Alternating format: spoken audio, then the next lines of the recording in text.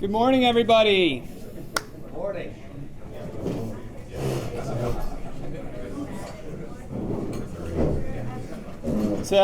It's great to see so many familiar faces. Great to see some new faces, and hopefully we'll get to chat over the next 2 days.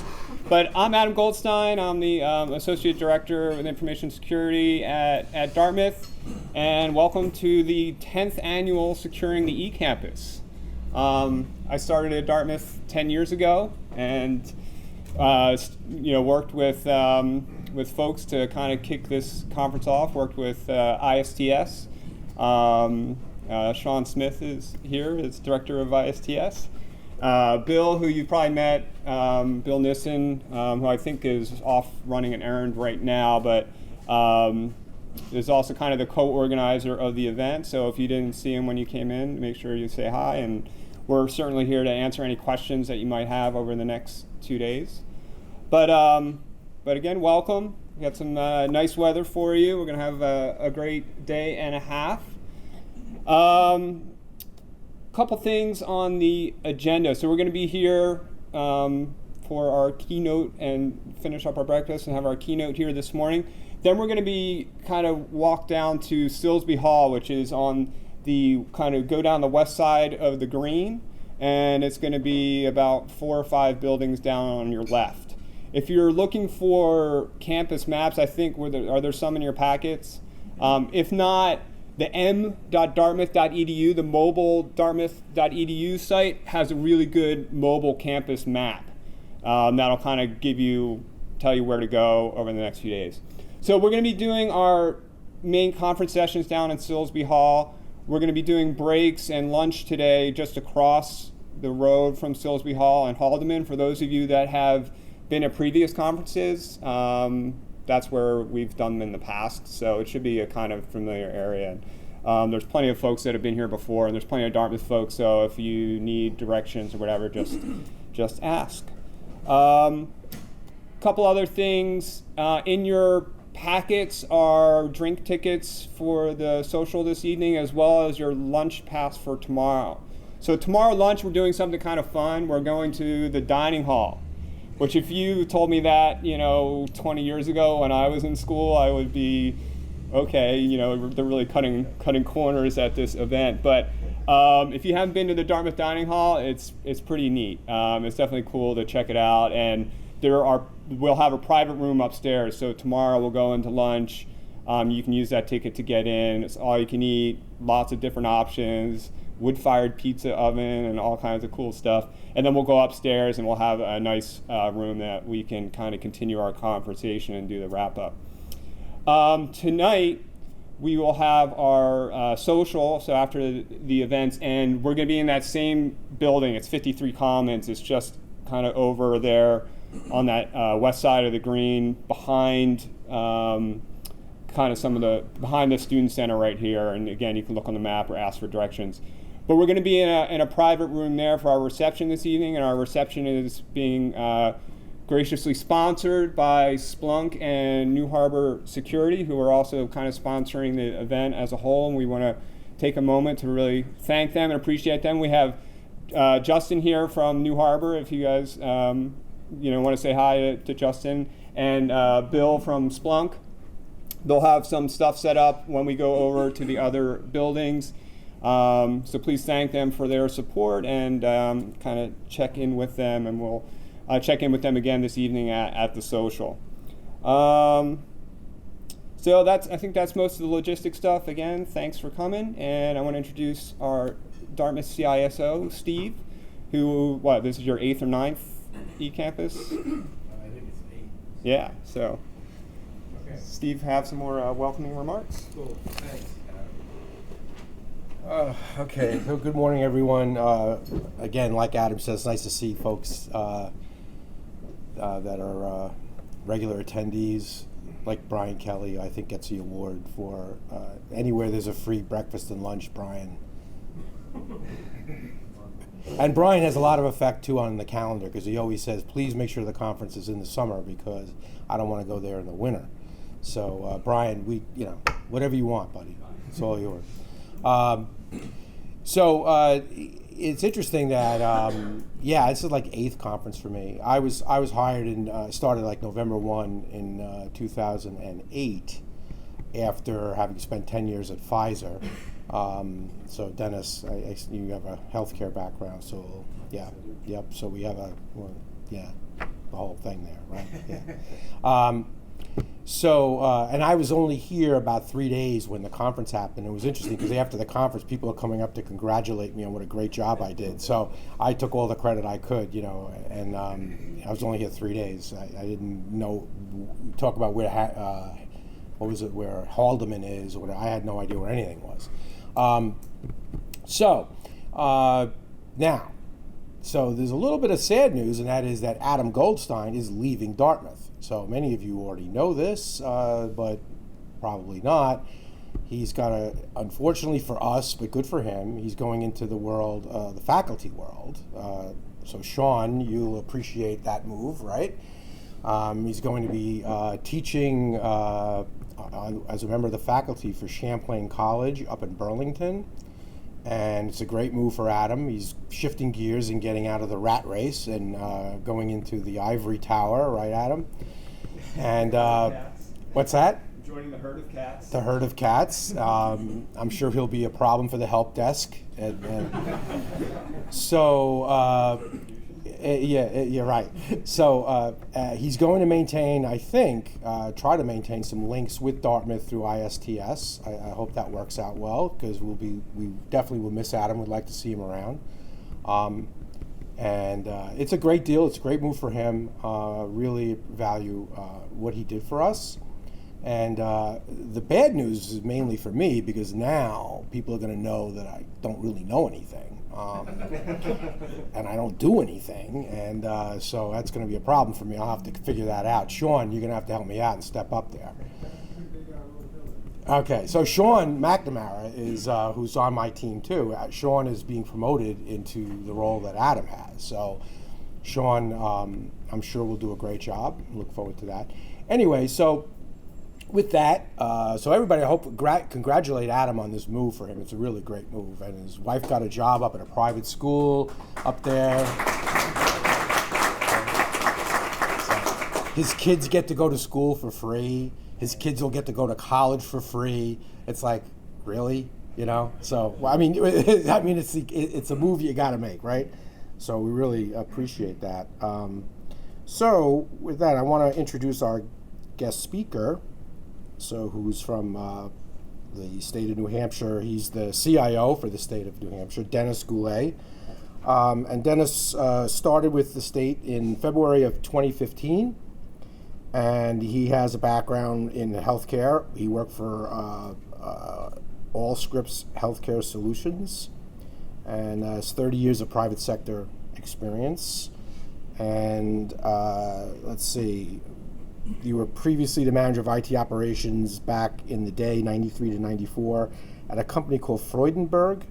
Right. Yeah, what are they? I don't know them. They were auto parts manufacturing. So from auto parts to healthcare. Nice. Well, actually, I went between them, I did a bunch of software companies too. So. Oh, okay. Okay. So, and you are a graduate of St. Anselm College, so a St. A's guy. So awesome. Our deputy CIO, well, he's our acting CIO now, because our prior CIO, Ellen Wade Franzen, retired July 1. So Joe Doucette, who is our acting CIO, is a St. A's grad as well. So maybe you'll get to meet him. He might stop by.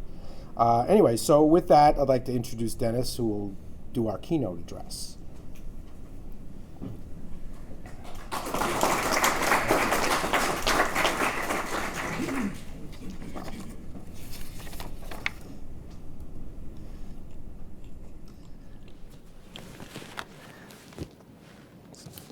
Morning, everybody. It's a pleasure and an honor to be able to address you today on such a serious subject. Even though I put a little whimsy in my title for today's address.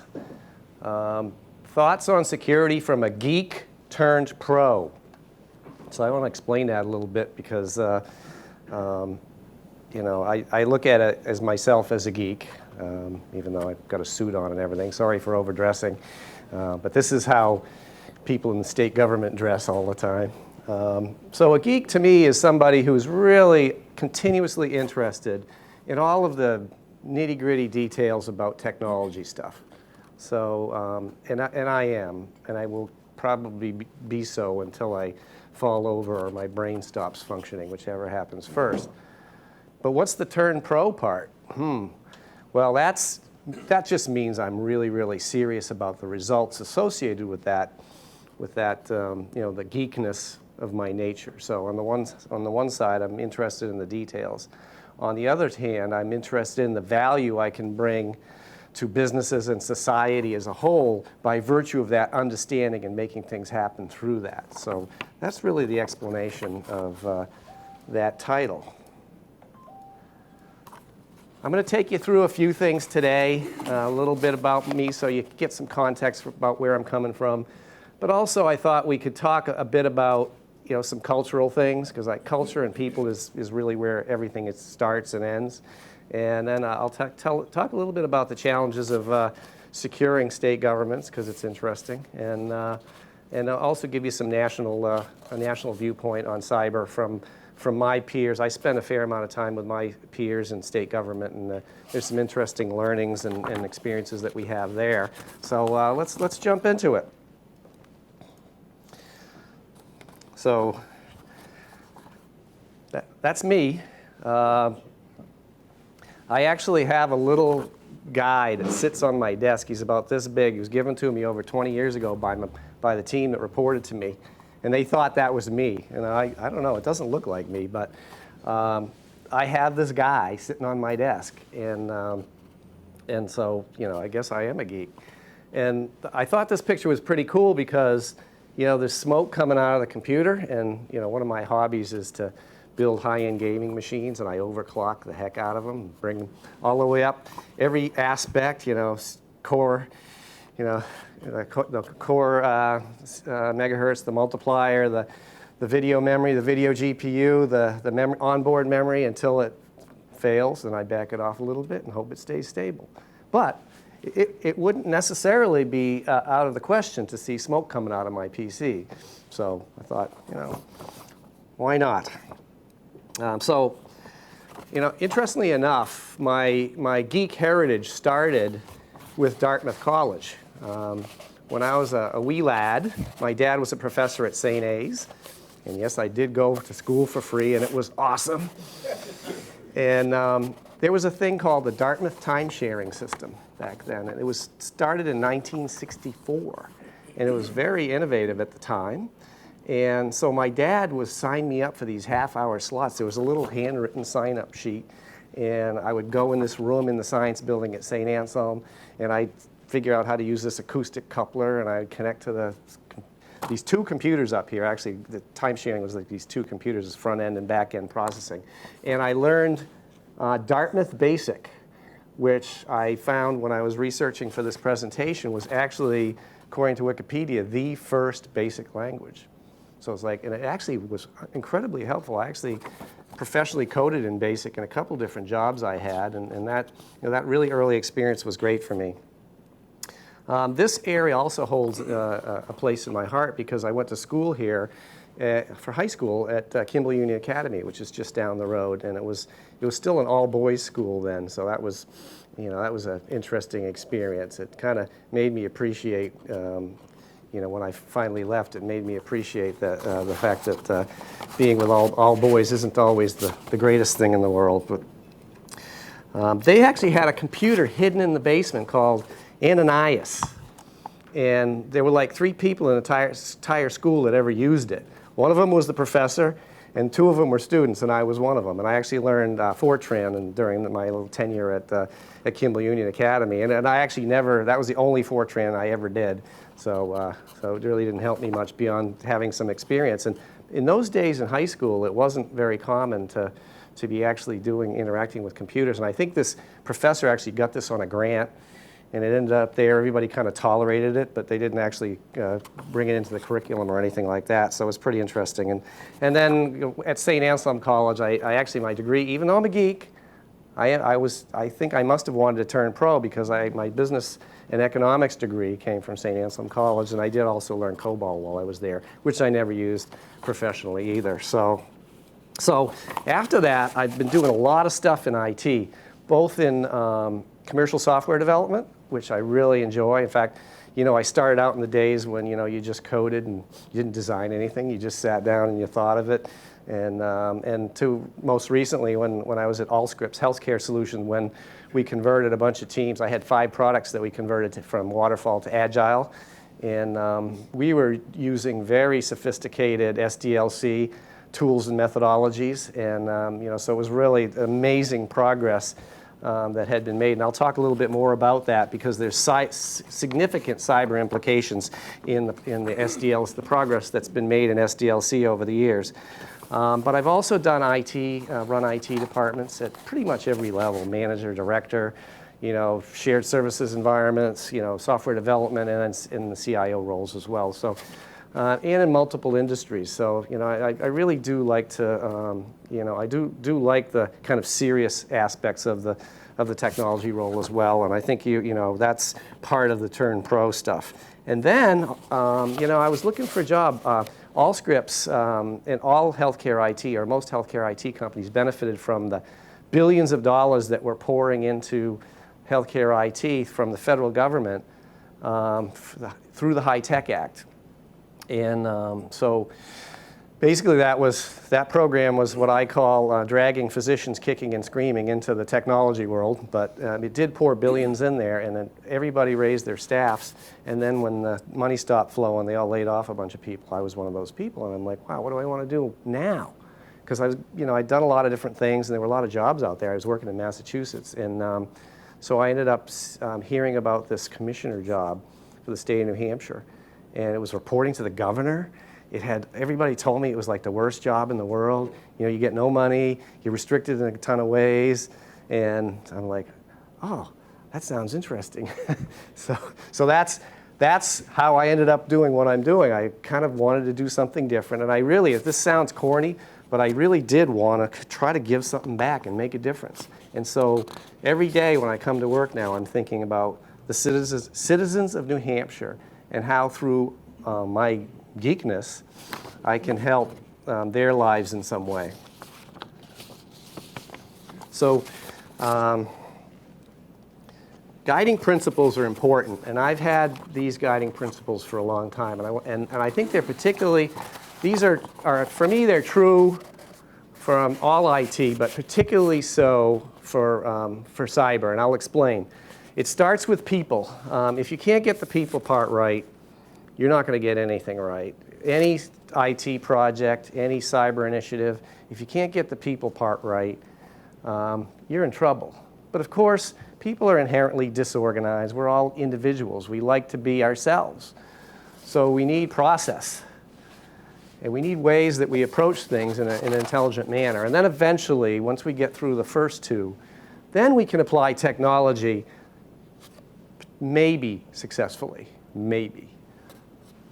Without the first two, forget about it. And why is it so important for cyber? Well, think about it. I'm implementing a new software package in whatever environment. And it's new functionality for people. So gathering them around it is hard, but it's new, it's cool, so there's some excitement about it. But with cyber security, right, you're really talking about how you're going to work with people to restrict what they can do, which is really not something that humans want ever. So to me, on cybersecurity, the people part is even more important because you're really dealing with the kind of the negative aspects of things sometimes, or at least they can be perceived as such. Oh, why couldn't I browse to that website? Why do you make me hit 3 acknowledgments that you're going to take my firstborn if I do unauthorized things on the network, or things like that. That all seems negative to people, and that's why I think the people part of this is so important. Now, when I was invited to address you, the first thing I thought of was a day when I took my middle son for his freshman year at St. Anselm College. He was moving into this big freshman dorm, and it was one that I actually didn't live on campus, but I spent a lot of time there when, God knows how many years before.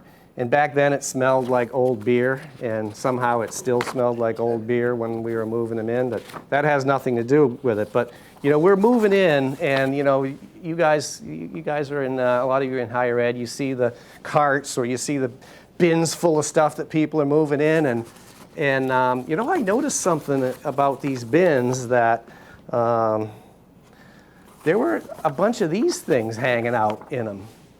And the wires hanging out, and if you look, you see the blue thing. And if you're a geek, you know what that is, because you say, oh, that's a Linksys. And so, of course, I had one too for my son. And so I get in his room and I plug it in, and it works right away. Yeah, it's on the network. I got linked. And so then we go and configure his laptop. We configured, I think it was WAP back then. It was before WPA and some of the other better things. And oh boy, I've got pages of wireless networks, and they're almost all named Linksys. And I didn't try, but I bet you I could have logged into most of them. Although with Linksys, the default is that it doesn't allow wireless access to admin. So somebody would actually had to actively go and disable that. So it probably was okay there. But I could connect to any of them. And so and the point of this was, I'm sitting there thinking, and I'm an IT guy, going, oh my God, these poor sysadmins and network folks at St. Anselm College IT, how are they going to deal with this? This is a huge dorm filled with Linksys, all stomping on each other and all accessing the network in a way that could absolutely be hard to control. So securing the eCampus, this is exactly what I thought of when I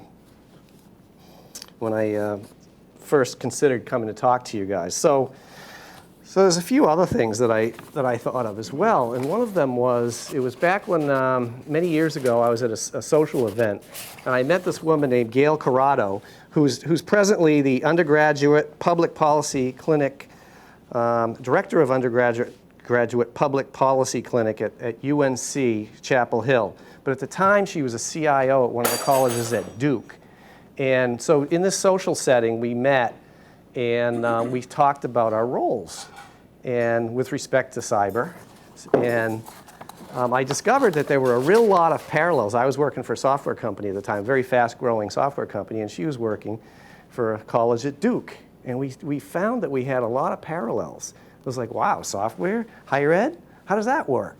So we compared notes and talked about it, and I kind of forgot about that until I was thinking about how I could talk to you guys about securing the eCampus and the people and social and cultural aspects of it.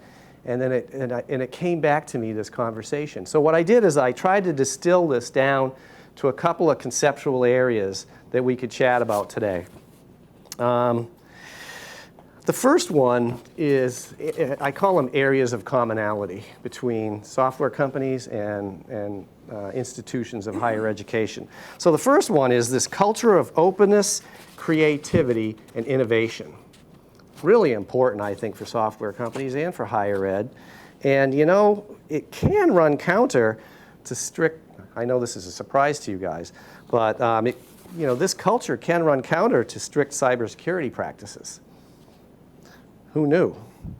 So I recall one of the founders of the software company I was working for at the time, called Progress Software, told me, and he told me, I was running the infrastructure, global infrastructure at the time, he said, do whatever you want, but do not stop me from doing anything. Anybody heard that before, in words or in attitude? Probably. So I thought I'm going to tell you a couple stories that happened during that period, and then relate them to to people solutions that came about by virtue of it. One of them was real early when one of my earlier experiences in cybersecurity, and it happened because we were being war dialed pretty continuously It was back in modem pool days, and we were being war dialed, and sometimes they were actually getting in, because war dialing was pretty effective. You could actually get into almost any network that way.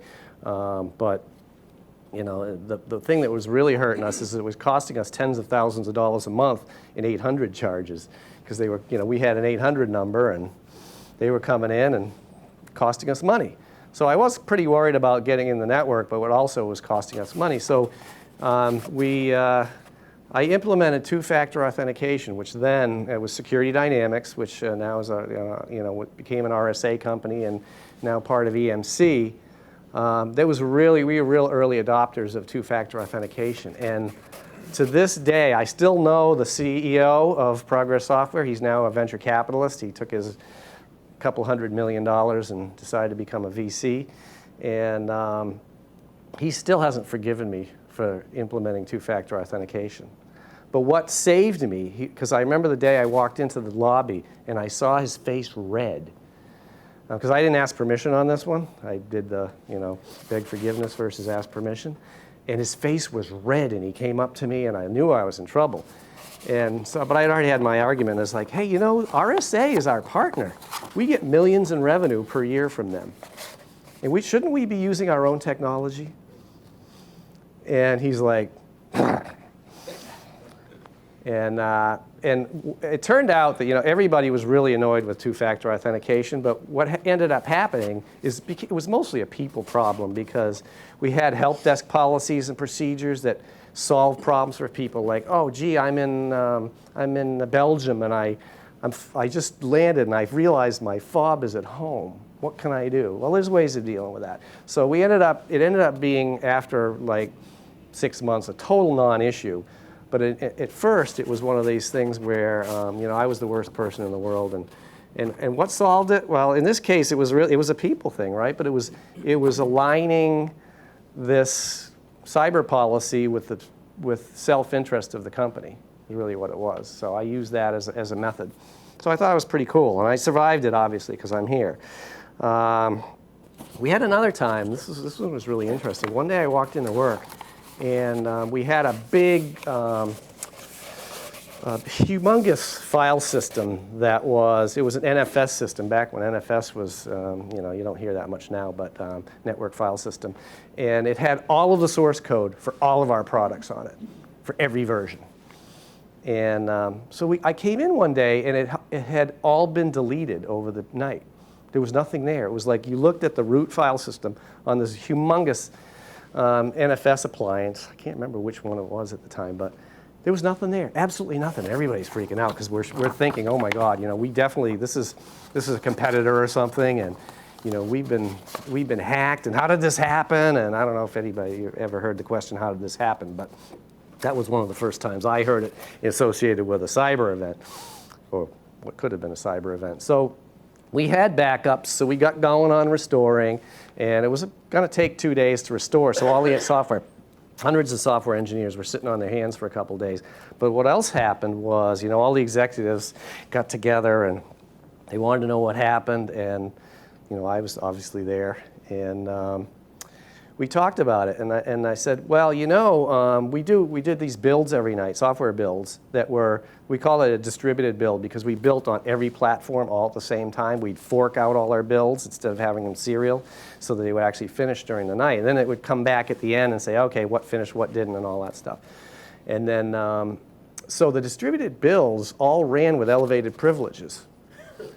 All of them, because that was a lot easier to administer. You didn't have to figure out all that crazy file system permission stuff.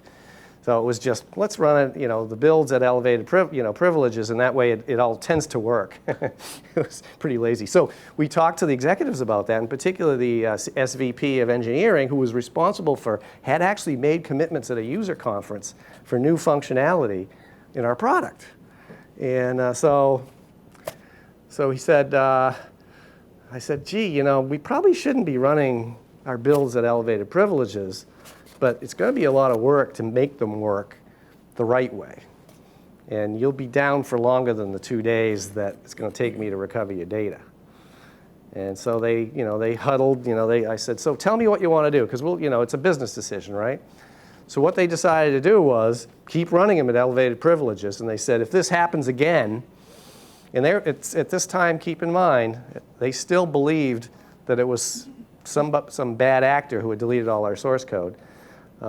They made a business decision to take the risk because they didn't want to delay the product delivery. And so to me, that was an okay outcome. It wasn't the technical outcome I thought was the most responsible for the company, but the senior executive level decision making said, here's our risk tolerance, put sideways against or next to our business objectives, and decided to take the risk. Now, what we learned afterwards is after we restored and we did a lot more triage, and of course we were looking for, who came in when and what actually happened. What we found is that there was a bug in a script that the engineer had created. He was doing recursive removes, and he started his recursive remove at elevated privileges at the wrong place, and that was what did it. So it was just a simple human error problem, but I think the thing there was again, the solution to this was a people thing, and it didn't end up being, some IT security guy saying you can't do this. It was, okay, together we made a business decision, and we proceeded, and it worked fine. The last example I have was a real fun one because it really tweaked myself and my security folks, which at the time were really the sysadmins. This predates the forking of security as a separate function in IT. But it was during one of the, I can't remember, I think it might have been Melissa or a Melissa variant that was wreaking havoc across the world. In fact, we saw it. I had businesses across the world. So we first saw it in Australia. I got woken up in the middle of the night because Australia was having real problems, the country of Australia and our Australian subsidiary. And then, it kind of worked its way over through Europe to the United States. And so I called the CEO in the middle of the night and said, hey, we're going to have some problems here, guy. So I just want to let you know, and we're all over it, but it's a 0 day. Nobody knows how to deal with it yet, blah, blah, blah. So this is a software company culture, and he gave me a couple rules. He said, okay, I've got 2 rules for you, Dennis. One is that this can't affect the company. I know it's affecting everybody else in the world, but you can't let it affect us. I'm like, oh, that's bad. The second rule is the mitigation whatever mitigation you do cannot stop a single legitimate email. So I'm like, wow, those are some pretty crappy rules. So I talked to the guys, and it turned out to be all guys. And said, look, these are our rules. You can freak out about it. And they were freaking out because they're saying, why don't we just, take down our connection and stop taking email for a day or two and let this sort out, which actually a lot of companies were actually doing. And so I said, well, we're not doing that. Our CEO is the CEO. It's his company. He gets to decide. So so let's get creative. Let's think about how we could do this. And I was getting creative too. I was like, wheels were turning. And what we ended up figuring out is that we could characterize what was going on when it tried to replicate itself, and particularly when it was coming in and going out. And we could characterize it pretty narrowly, and we could clip the connections with our IPS. So we said, okay, what does it look like? And so we ended up doing that, and it worked incredibly well. We stayed up. We didn't lose any email. We did anger RSA Security. They actually called me. Their head of security called me and said, you guys are attempting to hack us. And I said, well, what are we doing? He said, you're clipping our connections. And I said, yeah, that's because you have Melissa or whatever it was in your network, and you're trying to send it to us, and we don't want it. He's like, oh. But so what happened in all of these things that are I think are good lessons for us now in whatever we encounter. One was that we communicated and managed risk together. It was an IT and a business communication. We talked and we respected each other's positions. We went through those hard conversations. We went past them, past the emotion, into intelligent conversations. And we were creative. We didn't say, no, I can't do this, or yes, I can do this. We thought about all of what was in between, and that's where we went with it. So that was my little stories about that culture clash and how you manage inside that. The second area, when I was talking to Gail Corrado, that I thought came out was it's a concept I call lots of smart people.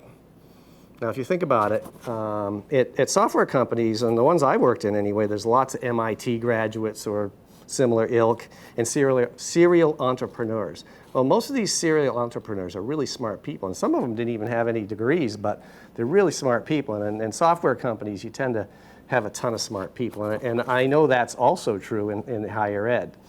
And so what happens when you get a lot of smart people in the same place and you're managing the practicalities of IT? Well, sometimes it's difficult to reconcile the theoretical knowledge with practical realities. Anybody ever experienced that? I see a couple grins. So what areas, one of them I found is really common, and I heard this from Gail Corrado, was the state of the tool environment, i.e. capabilities, versus the body of knowledge. Typically, if you're thinking deep thoughts, whether you're a serial entrepreneur or a software architect or a PhD professor, you're thinking beyond where the world is today, right? But you're still living in that world. So, what I've experienced is a lot of times you see this situation where you can't actually do the things you can think of. And then there's that other little thing that happens, and it's called budget. You can think, I could do almost anything, right, if I had enough money, right? But I might not have enough money. So that was the, so how do we get through that? Well, I found it in my engagements in software companies is that the software engineering side of the house tends to have a pretty low respect for when I first joined, for the IT folks. They think we're all weenies that are trying to stop them from doing what they need to do for reasons that are not very well justified. So what we did is we worked on collaborating. We talked to each other. We challenged each other. I allowed the software engineers and the architects to challenge the IT people, but we also challenged the engineers as well, saying, hey guys, why don't you build better security stuff into the software that we're selling our customers, because when I consume your stuff, here's the challenges I face. And what that ended up doing every time was build respect. Hey, these IT guys aren't as dumb as I thought they are. But also, it made us smarter in IT because it forced us to be a little more creative. And I thought that was a really, really neat outcome. So challenge each other, collaborate, build mutual respect. Now I'm going to shift gears a little bit. That was my little commonalities between cultural commonalities between higher ed and software companies. And I have very little higher ed experience, tons of software experience, so I thought that might be kind of interesting to you. The next thing I want to talk about is what we're doing in New Hampshire, and even further than that, what's going on in the rest of the states with respect to cyber. So I'm going to start it out with a reference to our information technology cyber plan. So when I joined the state of New Hampshire, the governor told me, my boss said, you don't have an IT strategy and you don't have a cyber strategy. Your last IT strategy was 2009. And she said, but, and I recognize that having an IT strategy should drive what your cyber strategy is, but I can't wait, so I want a cyber strategy right away. Because they had some scary things happen and they were just nervous. So we actually I worked really hard early on to build consensus for a cyber strategy that was, that we have since ratified through the IT Council. The IT Council in the state of New Hampshire is like, we call it the Board of Directors of IT. If you're interested in the details, there's RSA 21R, defines the rules, how IT runs. How we run is in law. So it's kind of a little different than, in some other scenarios. But the IT Council ratified it. I did an absolute ton of people. we changed a bunch of stuff. We made it tighter. We made it firmer. We set the stage for a lot of new things. Every bit of it was people. Then there was some PowerPoints and pitching and things like that. But so I'll take you through some of that. But I also want to describe the environment in New Hampshire. We have a highly centralized environment from an infrastructure and what I'd call core tools or hygiene tools kind of perspective. What's hygiene? Hygiene's like brushing your teeth. You don't get any credit for it, but if you don't do it, people don't like you. So email to me is hygiene. File and print services, basic productivity tools and security tools on your PCs, that's hygiene. So we're highly centralized with respect to that, which is actually a good thing. Somewhat distributed from an applications perspective, and some of that's legitimate, meaning, gee, this agency does something completely different than this agency, so it has to be different. Some of it's not legitimate, and I call that, I introduced the concept of legitimate uniqueness. So you can be unique if it's legitimate, but because you want to doesn't make it legitimate. So that's a concept that we talk about. And then our policies are tending towards commonality with some exceptions. So, and this is a big leap forward on that, this IT strategy that we promulgated. So let me take you through that a little bit. One of the things about security in state government is it's not limited to the actual government itself. The governor is responsible for the safety of all citizens. So that goes well beyond the data that I'm protecting on the state network. It goes into banking systems and power systems and water systems and utilities and highways, all of that stuff. So I can't look at cyber as just my little, here's my network with all the data I store and all the information. So that's one of the assumptions that we operated under. The other assumption, which I think is it could potentially be interesting in the higher ed, is the tiered approach. So what had happened prior to me being there was we would set our baseline, and then agencies said, yeah, I'm not doing that. And they'd get away with it. So part of my socialization was going to commissioners of agencies and saying, you know what? I'm not going to let you do that anymore. So when you see me bringing this baseline to you and I'm showing it to you, you're going to have to live with this. And here's what it means to you, by the way. So sometimes when you look at like a commissioner or an executive, they'll look at the detail associated with cyber plan. And they'll say, oh yeah, that's fine, that's reasonable. But then if you explain to them what the operational impacts are inside their organization, they go, oh. So that socialization process was very important because now I told these folks, no opt-out, but you can make it stronger if you want. And actually real. So my baseline for things, like I'll give you an example. The baseline for cyber training is, a set of courses. But some agencies may want to add to that, like in Health and Human Services, they have HIPAA requirements. So they actually there's some other courses they could take, they could add on to that. And we can track all that and report on it to the governor and all that stuff, and I'll talk more about that.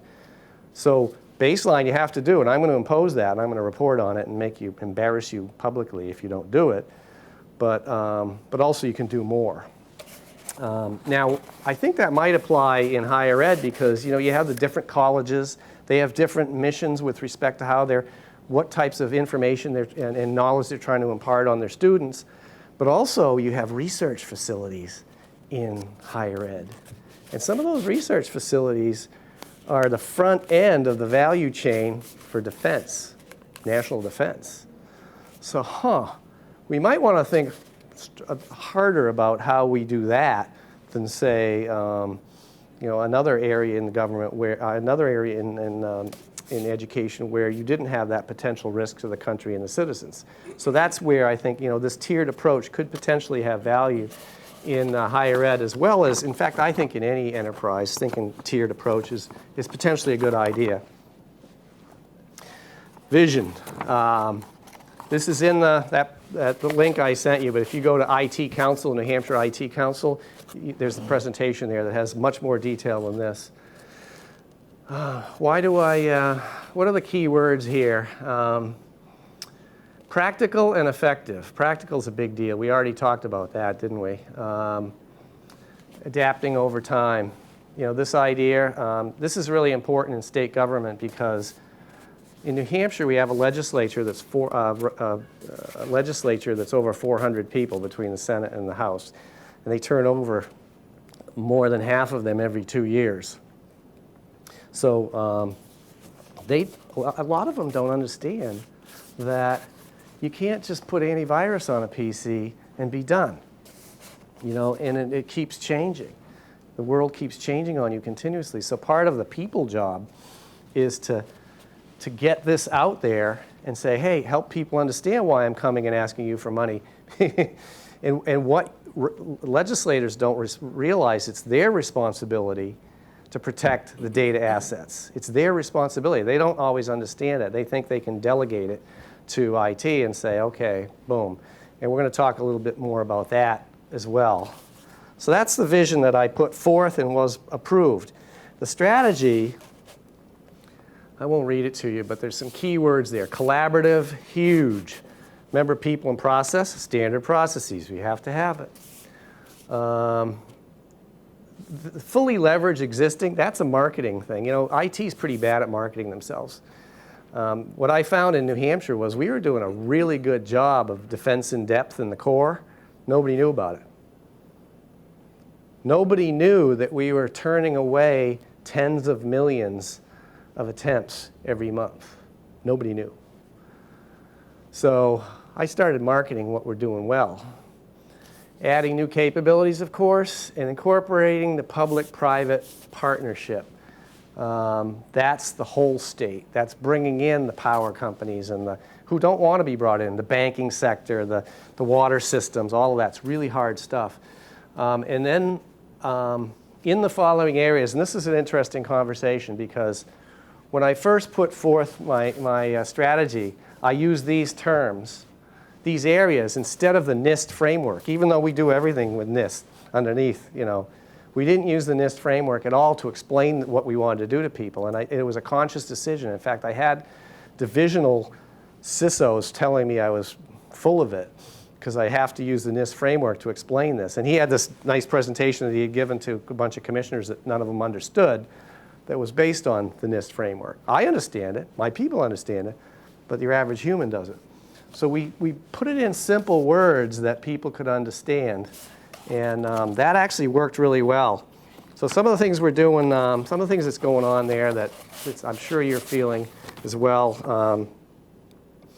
I call it tool vendor maturity cycle. And so here's what's happened in cyber forever, and I think will continue happening. You see a new threat model or a new vectors emerge. Small startups. It's usually not the behemoths that attack that. There's usually venture capitalists out there. They're looking for those new opportunities. They start a company. They develop a cool tool. We buy it. Then, you know, over time, there's consolidation in the market for baseline tooling, and it starts coming from more and more stuff comes from a single vendor. But the cycle continues. The new threat vectors, new things you have to worry about, new things you should be doing that become baseline to protect, that are coming into the market through the venture capital avenue, so that you have this, what I call a cycle to me, where I'm always absorbing all these new tools. And so what that ends up resulting in is your defense and depth strategies, the maintenance of it, is using ever more resources. So if I'm spending, you know, if my baseline spend for IT is here, and, you know, 5 years ago, my, you know, baseline spend on defense in depth was here. Now it's up here because it's crowding out. I'm not necessarily saying I'm spending more on licenses or maintenance. It's the people cost, which is the most expensive thing. I'm slowly chipping away at that people cost and using more of it for cyber. So I don't like that. I really don't like that, but it's a real thing. Another thing in the protection side that's new for us is secure coding. Now, I in healthcare, some of us healthcare folks are not the secure coding has been in healthcare for a long time because HIPAA's been pushing that for a while, and particularly for software vendors. So, so what does that mean? You teach developers how to code in a secure way.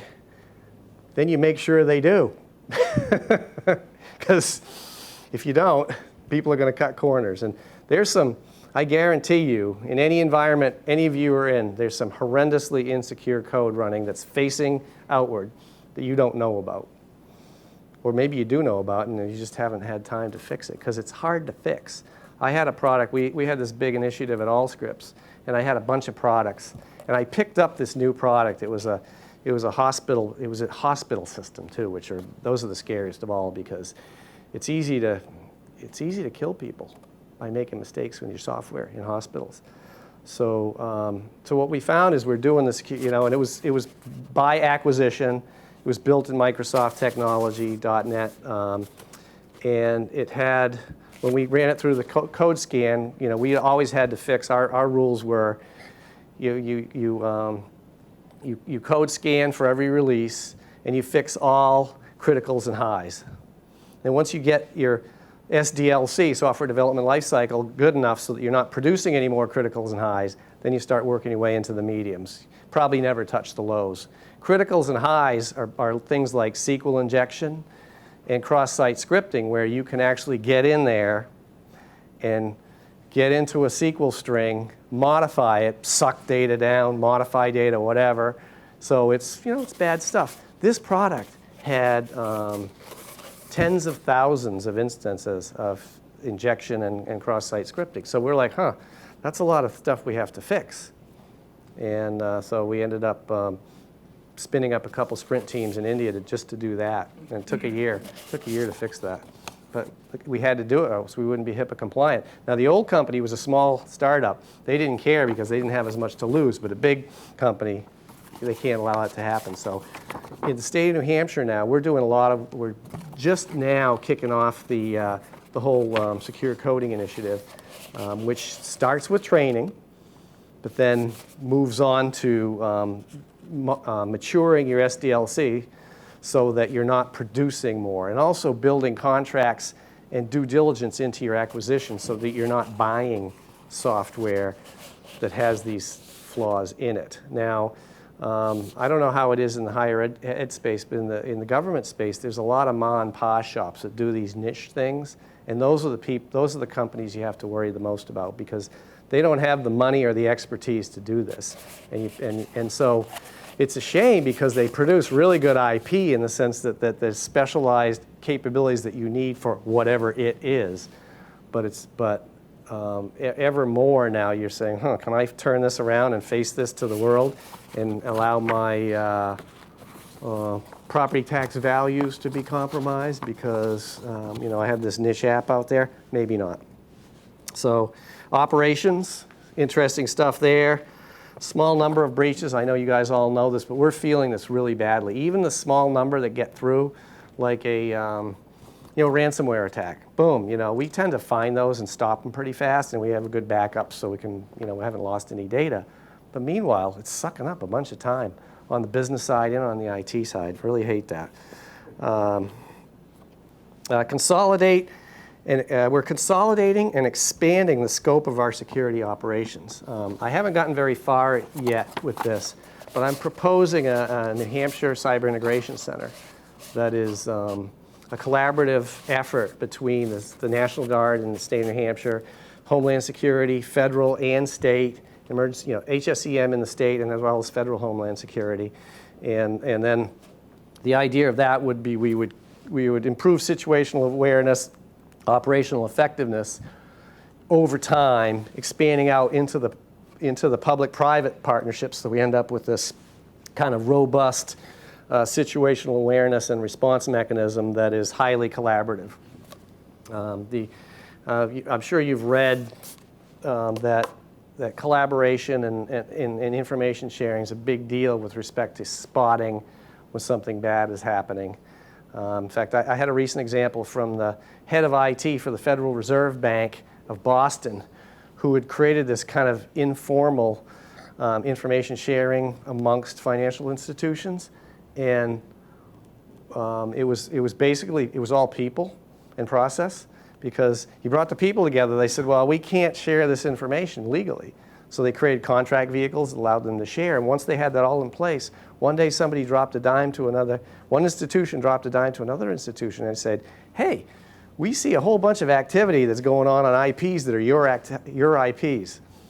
You know, we just want to let you know. And it turned out that it was the early stage of an intrusion that was going to be successful, and they stopped it. It was all collaboration. So interesting stuff there. Mitigation and response. The all-hazard approach is what we take. So if we have a cyber incident in New Hampshire, and this is fairly common for states, it's not, I'm part of it, but I'm actually going to activate Homeland Security Emergency Management.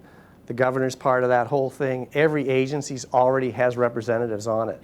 So if you think about it, I'm really lucky to have all these public safety folks who actually understand incident response. They do it, they practice it every day, and they're pretty good generals. So, and when I say general, I mean somebody who can think clearly in an emergency. So we actually leverage them. We would, if I have a major cyber incident, some minor stuff, we just inform them, but major stuff, we actually activate our Emergency Operations Center. We bring in people. The HSEM director has the authority of the governor in those situations, so they can actually bring in people. So it's really powerful, and I'm very fortunate to have that. We're also doing, documenting. We have documented standards, NIST, NIST-based standards for incident response, planning and exercises. It's like playing your musical instrument. If you don't practice it, you're not going to be good at it. So we're doing that, and who's your general? I talked about the general a little bit, but I think that's a big deal because I've seen this a lot when an incident happens. Is you're like I know I have a couple CISOs that I've met in my career that I would never want managing an incident. I want them running my CISO business because they have the right discipline and they have the right approach. But I don't want them running an incident because it's a different skill set once you're in an incident. You have a battle plan, right? Your incident response plan is your battle plan. But everybody in the military knows your battle plan is only as good as about the first 5 minutes of the battle, and after that you have to make adjustments. And that person who created that battle plan is a different mindset than the person that adapts the battle plan in the middle of it. So always think about who's your general. When the stuff goes sideways on it, like I've had folks who were the general that weren't even managers. They just had the right demeanor for dealing with the emergencies. And so, okay, you're the general. Yeah, I'm the VP, but I'm going to listen to you when it hits the fan. So think about that. It's pretty cool. And human factors. This is the biggest one, right? I left one of the biggest ones for last. So we're doing the awareness training, right? And awareness training is really cool. You have to do it. You have to teach people. You have to teach people what they should and shouldn't be doing, how to be good citizens. But to me, that's not enough. And this is something I'm trying to make happen in the state of New Hampshire. But when I was thinking about this, and I did a little research, and I found one of your presenters, I think tomorrow, Rodney, and this is totally coincidental, by the way. I didn't look at him and find this. I was looking for this set of ideas. And I found Rodney, and he happens to be here tomorrow, but hope I don't steal any of his thunder. But what he said is awareness is just the first step. There has to be accountability in it. So if you think about the transition of security in the IT space, at first it was, when it first started happening, it's, well, IT, secure stuff, right? We're not going to be involved. And then it was the next step in that evolution, that cultural evolution or evolution of responsibilities. Okay, well, leadership's in IT, and we'll work on it together. But now it's moved further, and it's, well, every employee has to be responsible.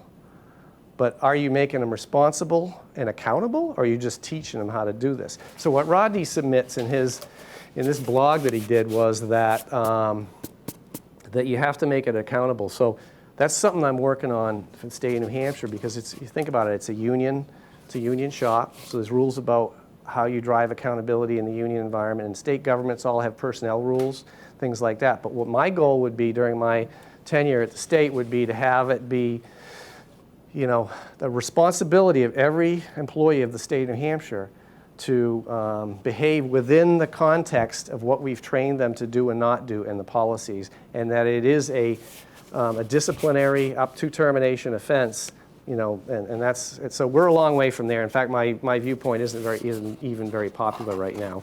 But it is doable. In fact, my last job at Elscripps Healthcare Solutions, we had training mandatory a couple times a year, security and privacy. And part of that training was saying what, the accountability side of it, what we must do. And you could get, like, if you left your laptop in an airport, it's a big software company thing to do, is you're running around, you're in sales or you're in implementation services, you're tired, you forget your laptop in an airport. If that happened to you twice at Allscripts, you'd probably get fired. If you released PHI a couple times, even once might get you fired depending on its severity.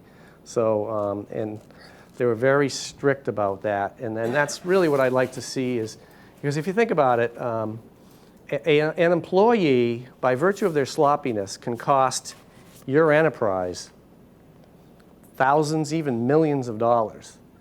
But they're not authorized to approve that amount to spend. It's just, could be an admin somewhere who's authorized to approve zero. But they really are, if they're not accountable for their activities on the network, they are authorized to approve up to whatever your biggest breach could cost you, which South Carolina, I think it's like up to $32 million or something like that now. So anyways, I thought this was a really interesting one. It's going to be a big challenge. I'm not sure I can actually do it, but I'm going to try. The last thing you saw in there was continuous improvement. So you saw this whole people process, I call it a virtuous circle, a people, process, and technology. But we look at it from a continuous improvement standpoint. And I think one or more of you I saw at the Lean Summit not too long ago at UNH, and that continuous improvement's near and dear to my heart. But this is something where my expectation for my organization and the state of New Hampshire is that we will continuously improve our cyber capabilities, so that we're not going to be way behind the 8 ball all the time is really what I'm thinking about there. So like you all, we have some challenges. Now you'd think in a state government setting, people would be highly disciplined because we're responsible to the citizens and all of that stuff. But we have the same challenges you do. It's putting in these standards and then implementing them, and the operational effects of those really are not that easy to do. Getting collaboration to occur, even for public good and public safety, is not that easy. We're humans. We like to do it our own way. And of course, resources. It's often about money, and the state government, particularly New Hampshire, because we have no sales and income tax, and we're not going to. New Hampshire governors have to make the pledge. No new taxes. And it's even more serious than that, no new revenue. So like if you want to tweak, like a fishing game wants to charge you 50 cents more for a fishing license because they're underwater, that's a huge challenge for them. So that really is kind of a really fast overview of what's going on in the state of New Hampshire from a cyber perspective. What we're doing now is, I talked a little bit about marketing, but we create a dashboard for the governor now, and we monthly send that to the governor's office. And they've actually tweaked it for us, because like a lot of times you think about dashboarding and you say, well, how do I get it perfect before I share it with anybody? And so what we did is, well, let's just get it kind of good enough and throw it over and see what they say. And they're like, the first thing it was like, so we're reporting in attempts turned away, metrics on, email filtering and browsing attempts to go to sites that are not allowed, things like that. Projects that are ongoing and what their business impact is and how well they're going, training initiatives by agency, things like that. And so one of the interesting things is we flipped over the first dashboard, And the governor's chief of staff said, yeah, this is really good. I love this. I didn't know any of this information. It's great. Thank you for doing that. But we're the ones that got, we didn't put on the ones we failed to stop, which is actually a lot harder. It's not like the ones that we stop, it's easy. You just go into your systems, you report on it, it's fairly easy. The ones we failed to stop, we had to gather from the help desk because they come in different places. So today in the state of New Hampshire, and this is very common in states, is we're turning away tens of millions of attempts a month, and less than 100 are getting through to cause business impact. Somewhere between 50 and 75 per month, about. So let's move on to the national perspective. Cybersecurity is perennially in the NASCIO, National Association of State CIOs, top 10. Their executive director, Doug Robertson, says that these numbers I told you, they're big, scary numbers, right? Tens of millions. It's for some states, it's hundreds of millions. It's very, New Hampshire's a small state. Those are big, scary numbers. But he advises to not use those when you go to the legislature. Think back to what we were talking about when we talked about that network file system that got deleted. We talked about managing and discussing and communicating cyber security in terms of risk, not big, scary numbers. So when you go to the legislature, talk about the risk. Talk about the release of, PHI if we're not spending the money, talk about the release of Social Security numbers through federal tax systems, which is what happened in South Carolina. The South Carolina example, I don't know if you've seen that, but if you haven't, you should really study it because it's interesting. Their tax system was compromised, and it was a long-term gambit. It wasn't one of those things where somebody got in there and grabbed it. They took the long view and they socially engineered their way in. But managing and discussing in terms of risk, not big scary numbers, is the advice. And this is from somebody that's been a state CIO that's lived it and sees what's going on in all the states. Drivers for centralization of IT. The one time I almost ended up in a higher ed thing was they wanted to hire me as a contractor to come in and brute force centralize IT in a large, well-respected higher ed institution. And so it was a recruiter. The institution had talked to the recruiters and said what they wanted. So then I talked to them all and I said, do you realize what you're asking for? And so I started explaining what was going to happen. And they decided not to do it. And I said also, if you decide 6 weeks in that you really don't want this, you're still going to pay, I want a 6-month contract. And so they decided not to do it. But the original drivers for centralization were economies of scale and strategic alignment. They were really financial. The number one driver in state government now is cyber.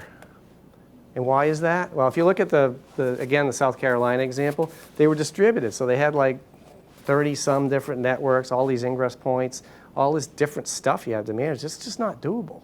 It's not even doable if you have enough money.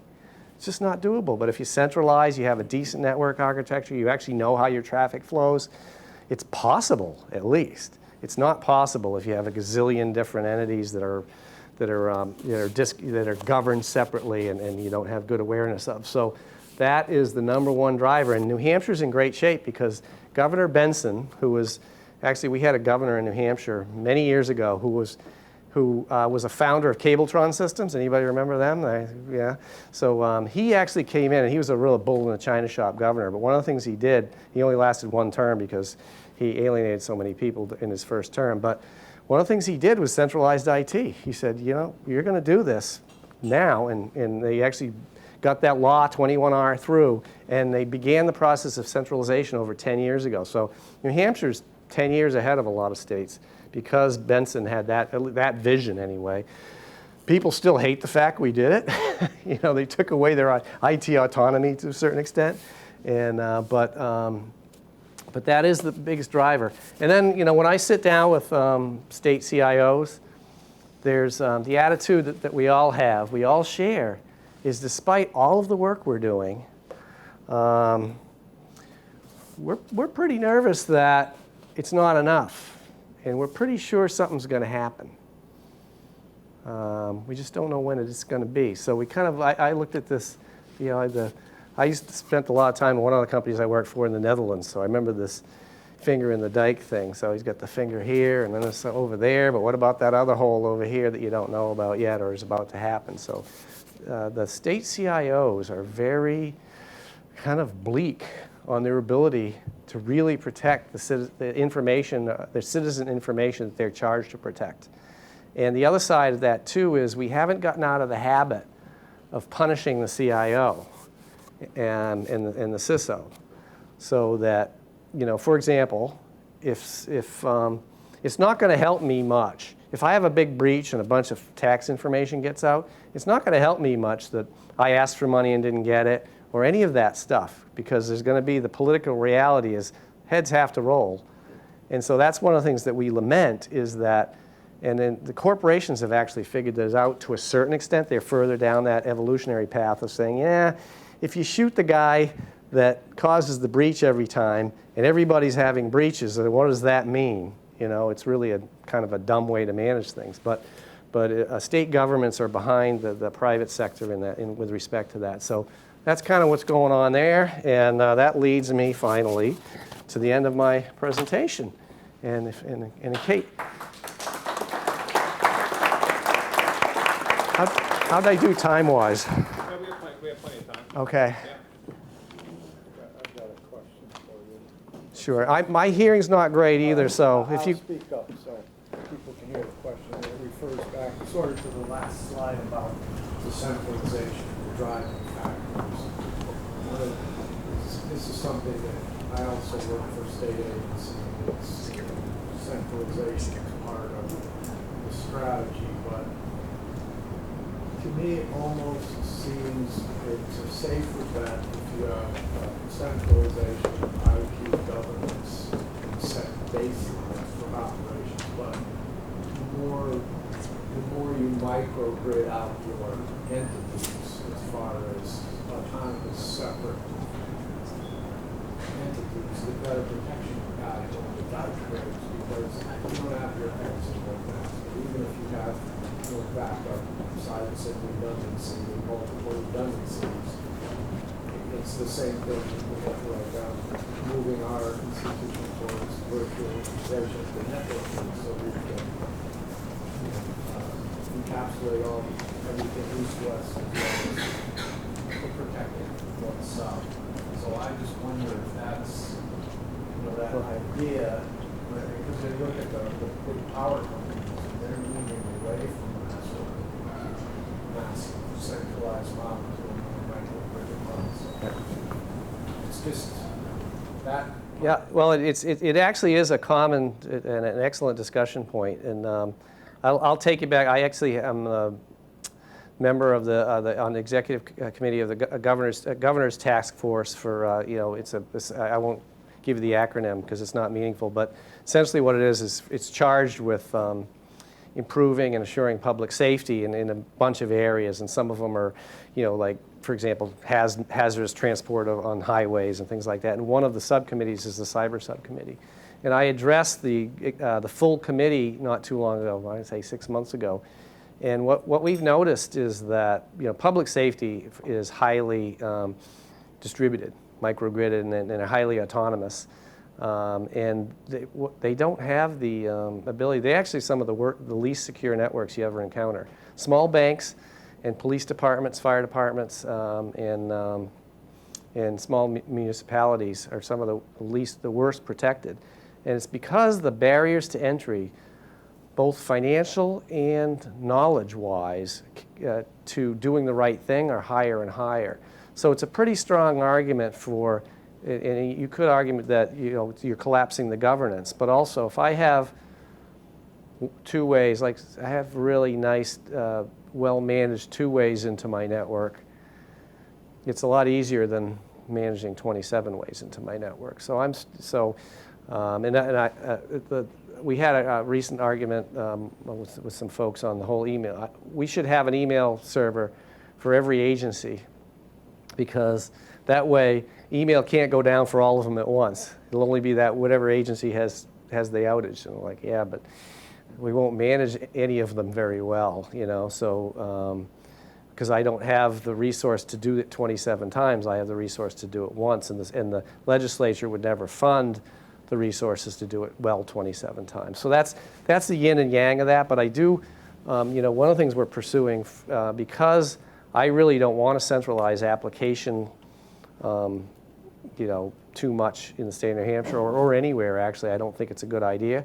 But centralizing application governance, particularly around cyber security, is to me, I think, is a great idea because you know, this whole secure coding and contracting in a manner that improves the chance that you will have code, particularly outwardly facing code, that's not vulnerable is a good idea. So, but I understand the concept there, and I don't think that argument's going to end.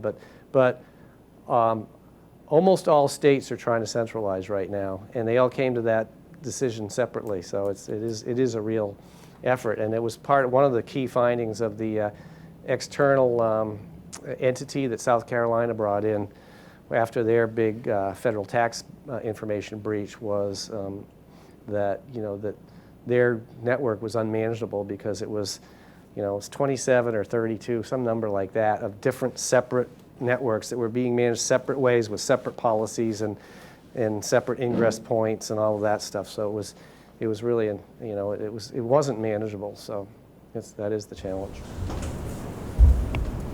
I'd be curious to ask you if you would touch on how a state government views moving to the cloud and that kind of thing. Oh yeah, that's a great question. I had that question comes up all the time. So cloud computing, it's interesting because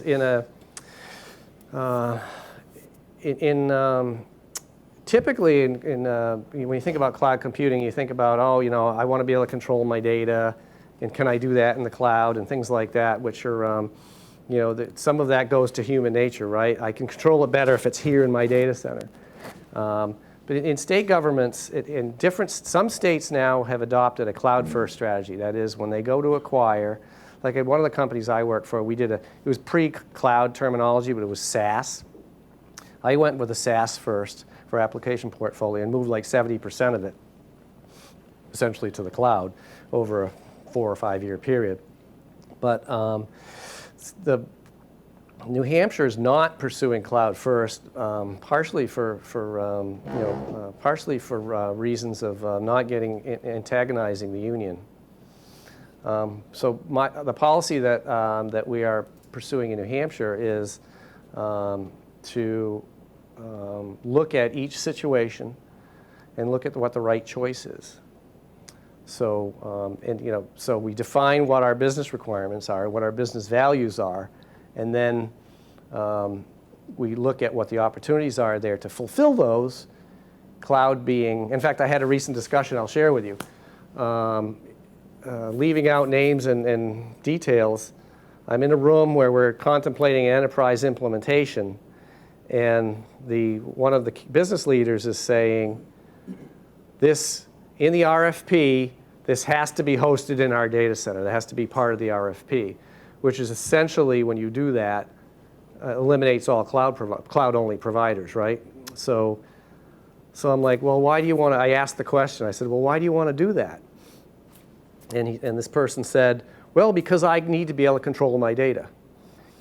And I said, well, you don't control your data through having it in your data center. You control your data through the mechanisms, the contractual and operational mechanisms that you put in place. So it's a really old-fashioned artificial way of looking at things because, in fact, I had the same, many years ago when Salesforce.com first went corporate, Salesforce.com had a wonderful go-to-market strategy. They started selling to salespeople individually and almost free, right? And they got a whole bunch of salespeople loving their stuff. And then they kind of started selling to sales operations folks. And then they got a bunch of them loving their stuff. And then everybody figured out that that wasn't good from an integration perspective, so that they got forced to actually talk to CIOs. So I was in the first 10 CIOs to acquire an enterprise agreement with Salesforce, But even myself, I was like, wow, how are we going to do this? This is so different. It's scary. How do we control our data? We even went to the point of every night we copied all our data down from Salesforce to our own, and I had it there, and it felt really good. Eventually, we stopped doing it because it didn't matter. And now the way I look at cloud, and I will always do, is that you have to have an exit strategy. There's a lot of things that are interesting about cloud. So there's this entity that we work with, NASCIO folks, state CIOs work with. It's called the NASPO, the National Association of State Purchasing Officers.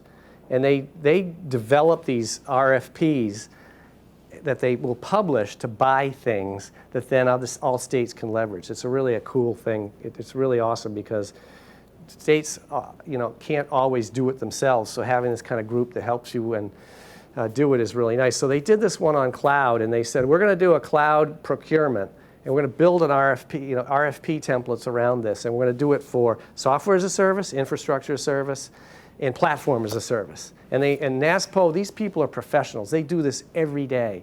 And so they're thinking, this is just another procurement. We're going to go do it. But what they found out was it was really complicated, because to protect yourself and get the types of things that you need from a cloud implementation that you would typically get from an on-prem implementation was harder, and you had to build that stuff in there. And also, not all the cloud providers have matured to the point where they're actually able to do that. So it's still a little bit of the wild, wild west out there. So I think with cloud, you have to be, there's incredible value. The time to value, I don't know if you guys have heard that concept, but the time to value delta between a cloud and a prem is real. I mean, you can often have months, even years, time to value improvement. But sometimes at a cost. I have a website in the state right now that we'd like to go to another provider. It's hosted. I don't have an exit strategy in my contract. So how do I get that content out of that content management system and into somewhere else? I don't know. It's going to be hard. We'll figure it out. But it would have been better if I had it built into the original contract that the vendor had to do certain things to make it possible or easy for us to do that. And that's, so right now in New Hampshire, we're looking at it as we will look at the business requirements. We look at we'll bid out both. Say, okay, you can bid, we'd like you to bid both. We'd like you to bid an on-premise solution and a cloud solution. If you can only do one or the other, it's okay. It doesn't exclude you. So a cloud-only provider will not get excluded. That's my rule. And a prem-only provider won't get excluded. And then we'll look at it all. We'll look at cost. We'll look at all the different things, and we'll make a choice. Now, we will. I'm very confident that there are certain things that today you could get either way that you'll only be able to get in the cloud within the next 10 years. I think email, hosting your own emails, it's nearly dead now. It's going to be dead within 10 years. So. We have time for about one or two more questions. Okay, sure. If I might, this is probably short. Of the attacks that get through, how many are targeted? How many are spaghetti on the wall that happen to slip in?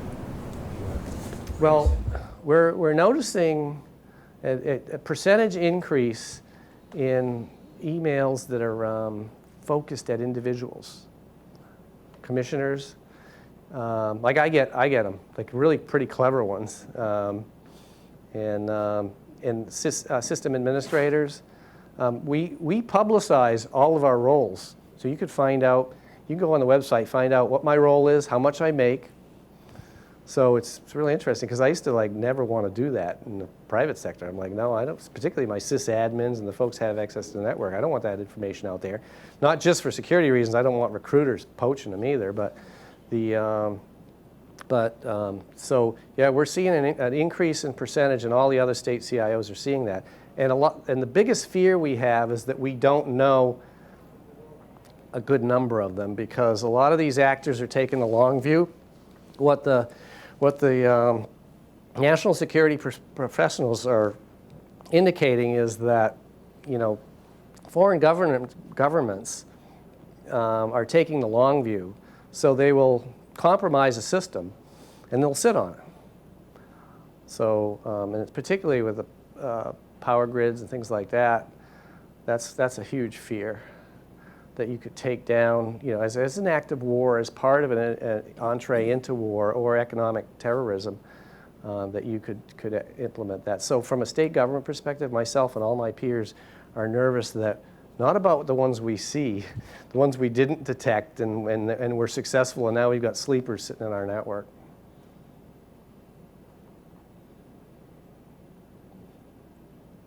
All right. Thank you That so was much. it. No problem.